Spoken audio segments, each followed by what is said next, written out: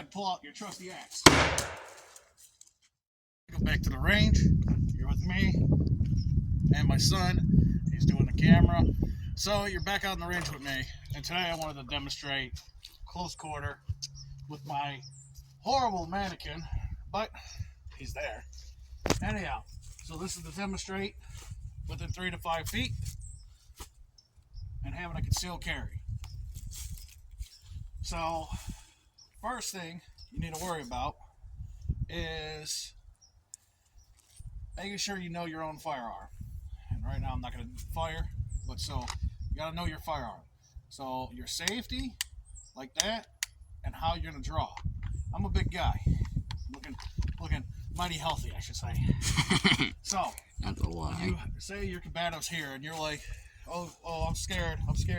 There's a rule when you are in something like that. Hey, I'm sorry, and you keep your hands like that. All right, but you got to know your own firearm.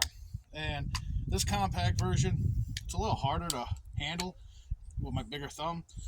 I don't miss it, but on my other firearm, it's the tip of your finger that catches it. This, you catch it with your knuckle. So know your firearm. That's first. Also know yourself. That should actually be first.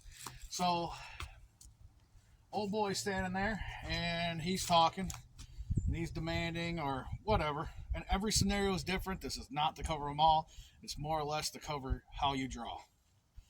So, your headset on. So, this guy's your perp, and he's like, hey, give me your money or something, right? And you're like, hey, man, give me a second. And he's got a gun, and you got people with you. Now, I would tell you, give him your wallet and just let it go. But if he's pointing a gun, you got your kids, your family. I carry for everybody that's around me for their safety. But he's got a gun, he's pointing it. Now, the other thing is, when you go through classes, they're going to always tell you, watch what's behind you. Now, let's just assume there's a wall. That's it. You don't have to worry about it. So you go, hey, give me a second. Let me give you a second. And this, when you're walking up to this, like I said, know yourself. Start prep. Hey, I'm sorry. Don't let them see. And you're like, hang on. Don't be afraid to get into it.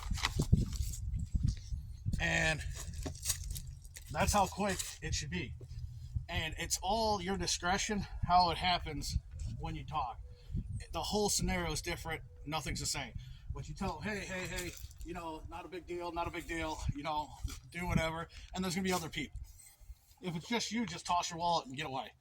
But if there's other people, just be like, hey, and allow his distraction. Wait for his eyes to go somewhere else. Now, like I said, every scenario is different. I don't want you to go, well, this is it. But this training right here, if you know somebody with some woods, some range, this is all it takes. It could be a pallet with a paper on it in a safe area. Do yourself some training. Some urban environment, close combat training. Like I said, know yourself.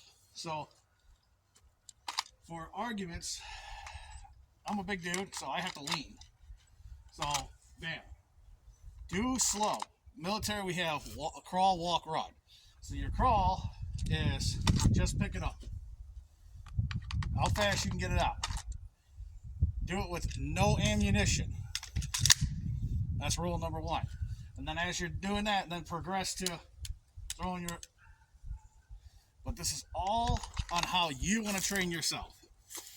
All I can show you is it doesn't take much. You don't have to be in a fancy building. You don't have to do anything crazy. Just get a piece of wood, put it up on a tree, put it up on a stand, do something. And train yourself how to defend yourself in close quarters. Because not everything's some dude on your driveway or 20 feet away. The FBI says 21 feet. So be prepared to fight within 21 feet. That's it. And then after all that, with the training of your firearm, go ahead and pull out your trusty axe. Not all of us are skilled, and that board doesn't like them. Well, that's all I have for today. It was very simple, a little bit of fun. Godspeed and God bless.